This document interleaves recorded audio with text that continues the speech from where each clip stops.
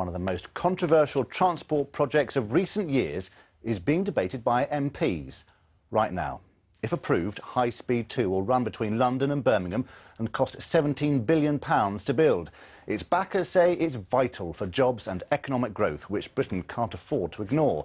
Opponents claim that not only will it devastate homes and communities, but that its business case just hasn't been proved. Well, our political correspondent Simon Harris is in Westminster now. Simon. Ben, conceived by Labour, embraced by the coalition, you could be forgiven for thinking that politicians of all parties would be united in support of this grand project. But today's debate in Parliament demonstrated once again that opinion is bitterly divided, not necessarily on party political lines, but along geographical lines. HS2 has reopened the north-south divide. In some parts of the country, the project is seen as an economic lifeline, but closer to London, people living along the route regard it as their worst nightmare. If high-speed trains come to Amersham, they won't go through the town, they'll go under it. But even the promise of a tunnel isn't enough to silence the protest. This is a slice of Middle England on London's doorstep, where Tory votes are not so much counted as weighed. But on the local council, the Conservatives are in revolt, accusing the government of betrayal. People can see that we are in great financial difficulty at the moment in this country, and I think the big hope was that with a coalition government, especially a Tory-led coalition government, that we would actually see an end to the plans for HS2, because we can't afford it. I'm a Conservative, but a lot of us are questioning how much longer we are likely to be so, because we feel so badly let down. You're prepared to defect? It's quite possible. The anti-high-speed rail lobby isn't confined to the picture postcard towns and villages of the Chilterns. This group of protesters set off from Ruislip to lobby Parliament ahead of today's debate. This is not just any old railway, this is not just a new railway line, this is the biggest railway line ever. It's going to be absolutely devastating for the people that live near it.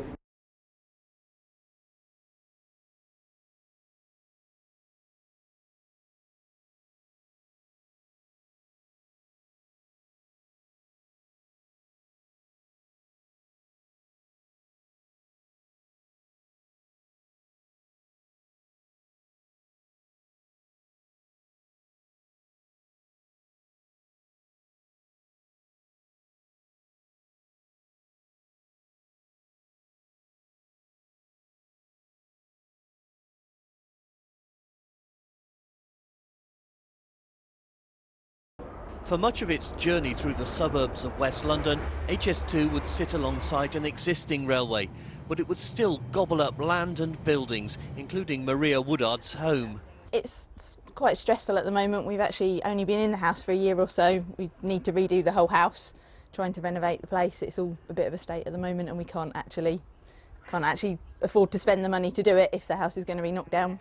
In the Commons, MPs from constituencies along the route were keen to have their say. This proposal involves the demolition of the houses or the homes of over 350 of my constituents. I said that government cannot afford high-speed rail. I said it won't be able to afford high-speed rail. I said it would be a disaster if government did it. It's not just a link into Euston, it is its impact on North London overall, and I have to say there's a wider debate to be had now about whether this route is the most appropriate one. When David Cameron is driven from Downing Street to his weekend retreat at Chequers, he may have noticed a big red sign beside the road.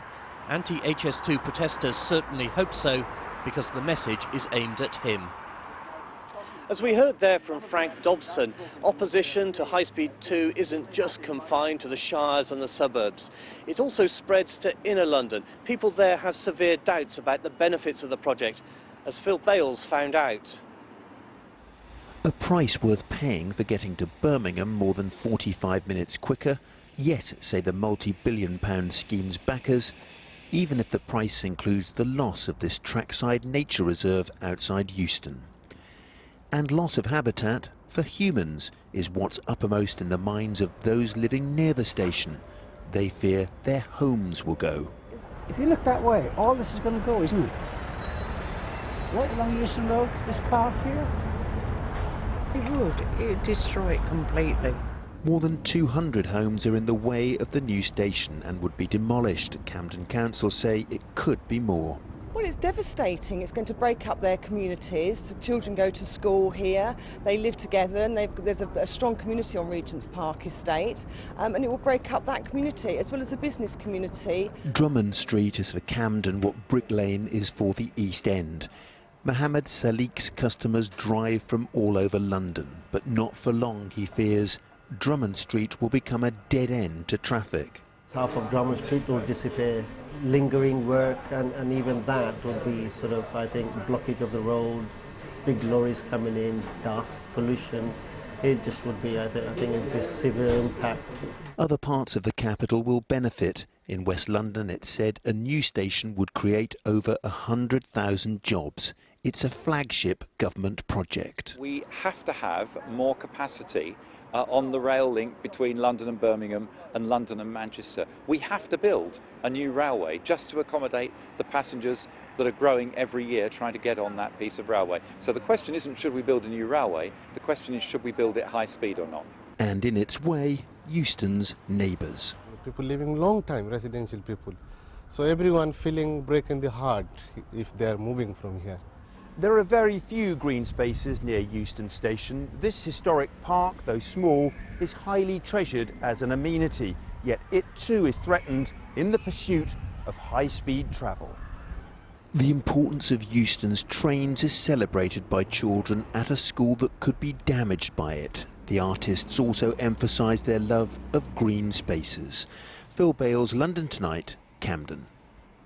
The debate in the Commons has now ended. There was no vote at the end of it because there's really nothing for MPs to make a decision about at the moment.